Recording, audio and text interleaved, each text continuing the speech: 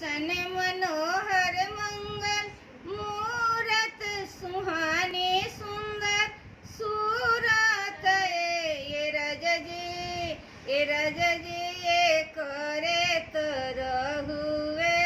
जरूरत मूरत खूबसूरत है ये रज जी ये करे तो रहुए जरूरत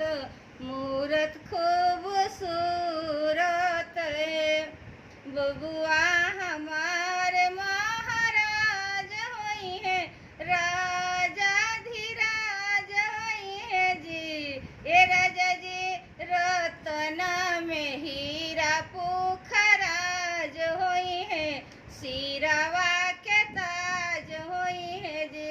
ये राजा जी रतना में हीरा पुखराज होई है सिरावा के ताज होई है जी। सुमित्रा जी क्या करे मुनि बाबा ऐसन बबुआ ज्ञानी होई है राजा ऐसन दानी होई है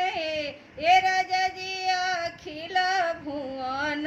राजधानी होई है और खानदानी होई है ये राजा जी अखिल भुवन